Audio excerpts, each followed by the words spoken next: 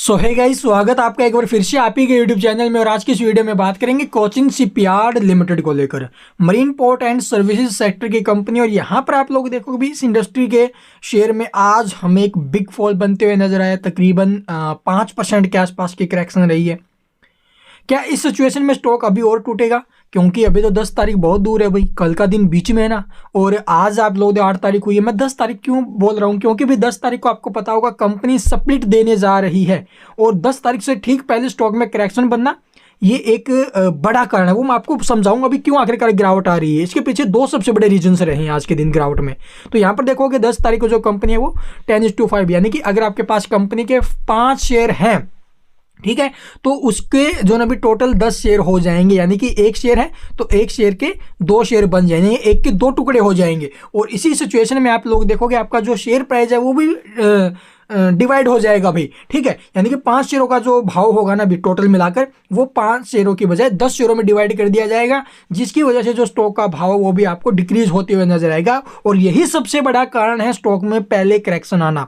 कल के दिन भी स्टॉक में आप लोग देखो गिरावट बन सकती है, और परसों के दिन भाई तैयार रहना। हैवी करेक्शन स्टॉक में आएगी 50% के आसपास, और उस 50% की गिरावट में आपको जो ना भी नीचे के भाव से खरीदारी करनी चाहिए एज ए लॉन्ग टर्म के लिए, ठीक है।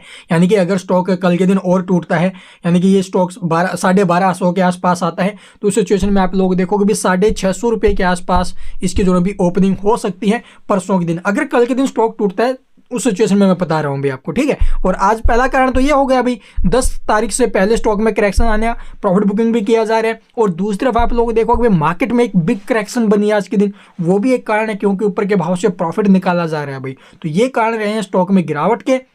इसको लेकर परेशान नहीं होना। एक लॉन्ग टर्म निवेशक हो तो अपनी होल्डिंग बनाए रखिए।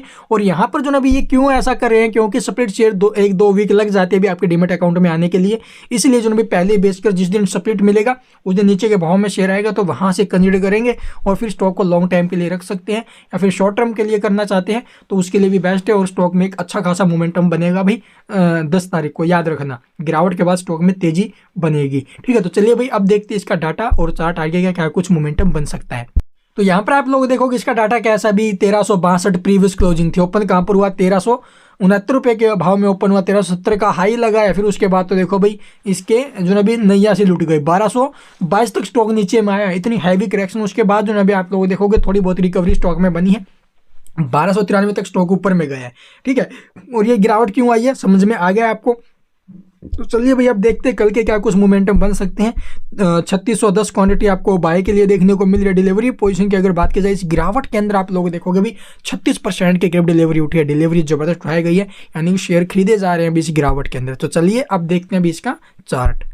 तो यहाँ पर आप लोग देखोगे भी एक लेवल्स, मैंने पीछे भी इसके ऊपर काफ़ी बार लेवल्स निकाले हैं, वीडियोस बनाई हैं। वहाँ पर आपको 1334 के आसपास का जो ना भी एक नीचे में सपोर्ट भी बताया था।